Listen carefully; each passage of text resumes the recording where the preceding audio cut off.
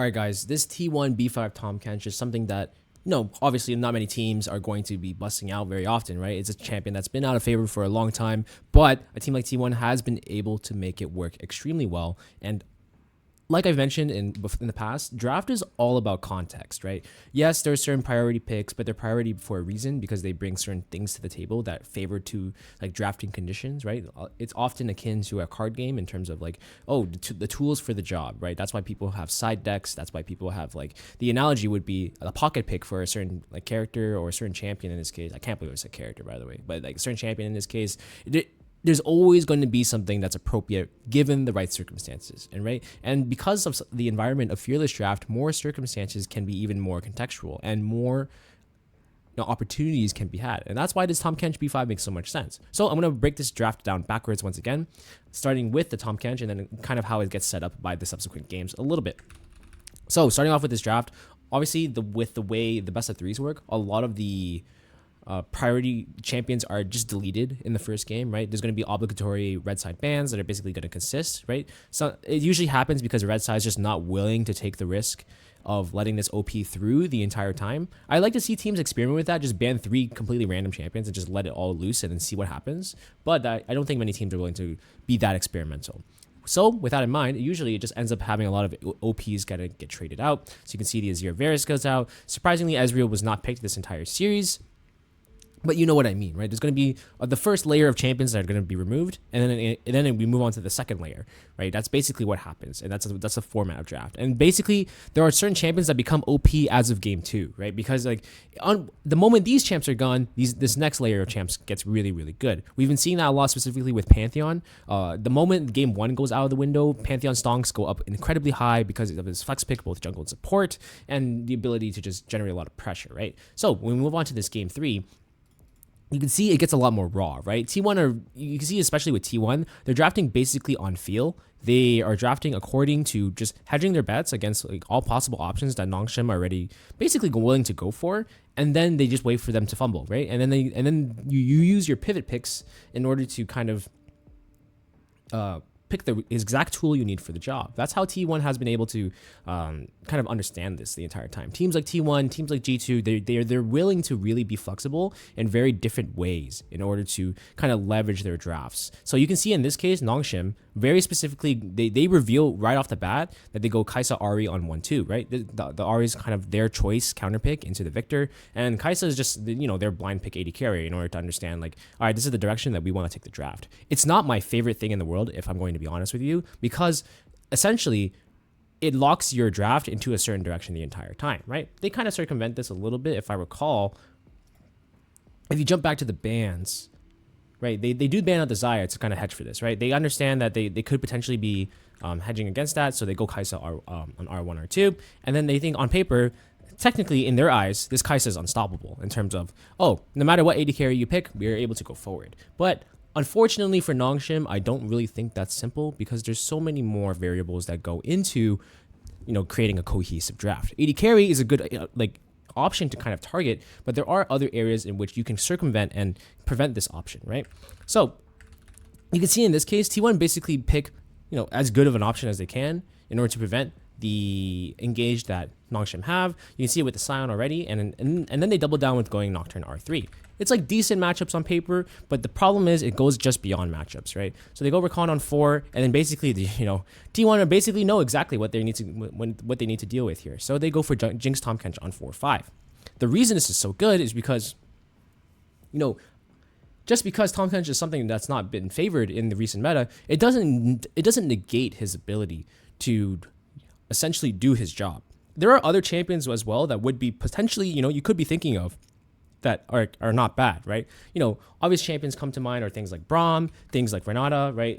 Renata's banned actually, so that's a non-factor. But things like Braum and like Enchanter, even some Enchanters as well, like that potentially could bring some of that oomph that you need, right? That peel that you need. Even people, but a lot of these options are not very viable, right? So you can see Braum, Rakan goes through Braum, Nocturne can semi-go through Braum.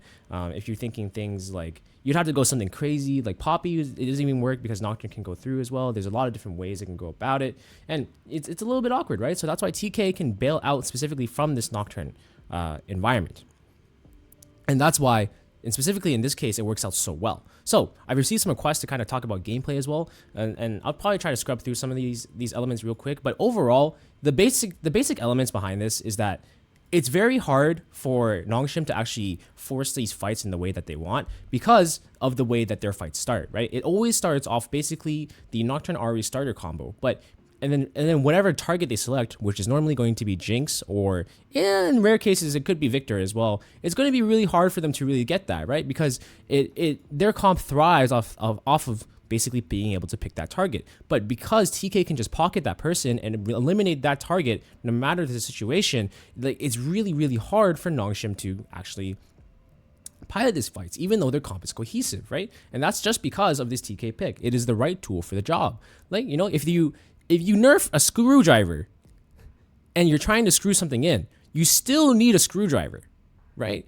It's sometimes, you know, the right tool for the job is still going to be, you know, it's going to be good, even if it's like an old rusty one, or it's still the right thing to do. It's better than using something random, right? You can't use a knife to do that, right? Or something like that. That's basically the analogy here. So essentially, that's what happens in this game. And even though they have decent winning lanes, and for the most part, T1 are able to stabilize extremely well. And that's how it became such an issue. So we can go backwards a little bit and cover the rest of the draft while we're here, just to get some more context, you know, if why it was able to be set up a little bit, because there are some answers to this as well. The first game is relatively standard. I'm just going to brush on it extremely quickly. The Rise has been coming up a lot, I would say, because this is an interesting pick.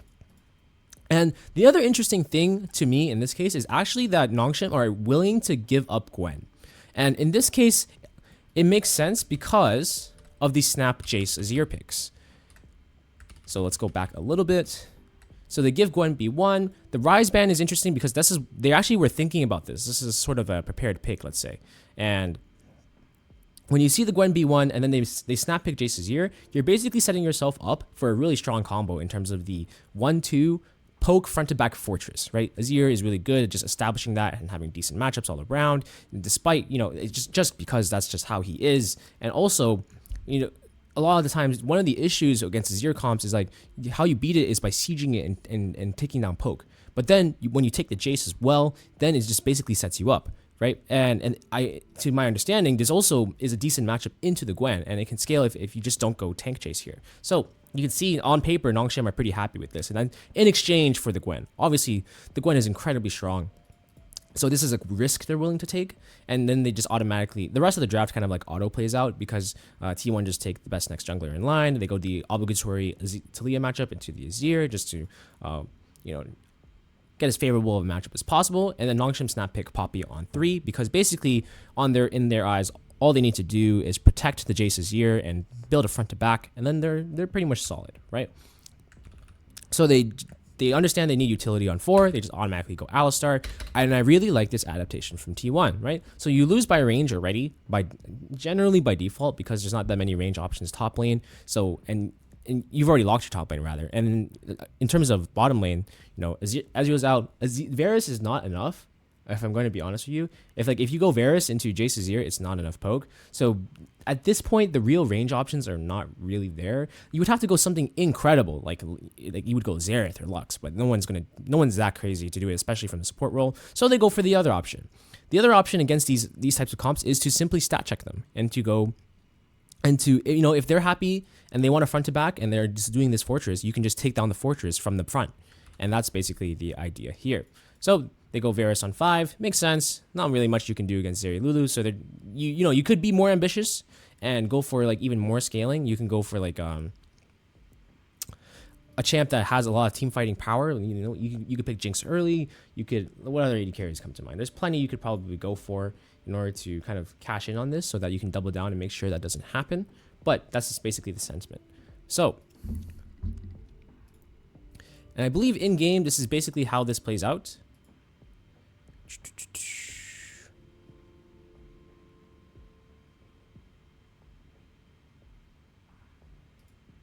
And because of the Zeri Lulu pick and their ability to basically negate the, the turtling that Nongshim are able to do, it's not necessarily allowed, and this is a very expensive Jace Azir that they're willing to give up, right? So that's essentially that. Game 2, we can also brush on extremely quickly. just to get more context.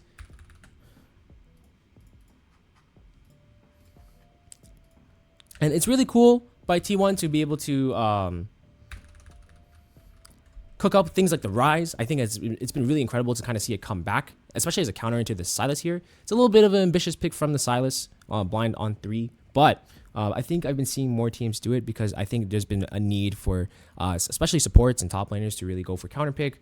So I think it's personally ambitious, and it's because the champion identity of Sylas does not really necessarily favor a blind pick in this drafting environment. But this could also be a hedge for what Nongshim thinks or T1 are going to pick that's left in the pool. T1 don't really have an answer, but the crazy part is that they actually flex Sylas top into the Gnar. And then, it's Uno reverse. You can see that. Then they picked the Galio into the Rise. They were completely reversed the matchup. And then T1 are a little bit stuck now with this MF Nico combo because they tried to match MF into that. And now the context is super weird, right? Now it's a little bit awkward how you're going to be able to kind of answer. And there's not much they can really cook up here. So in this case, what looked bad on the surface, surprise, they managed to turn it around. And really solid sort of like back and forth from the draft overall. So hopefully that makes sense. I mainly wanted to cover the Tahm Kench sort of take on this case, right? I think still, the biggest thing for teams is their adaptability in these scenarios to really just pinch pick and, understand that like what their options are and, basically altering their training to accommodate for this. I think draft is such a huge factor in terms of setting players up for success, arguably more than the gameplay, because players are basically constrained by the tools that they have, which is expressed through the champions they are given and the compositions they are given, right? That is the main limiting factor, right? Players are going to be really, really good and pilot their champions at the highest level, but they cannot exceed the capabilities of those champions. So the best thing you can do as a coaching staff is give them the best tools possible for the job so they can do their job the best. Essentially, that's the mindset here. So, skills that have recently not been as emphasized, such as a wider champion pools, flexibility, and being able to pick certain champions in certain positions, and being able to both blind and counter pick and have these pocket picks for these scenarios. It's something that just makes leagues draft much more exciting than it used to be. So hopefully that makes sense to you guys, and I'll catch you in the next one. See ya.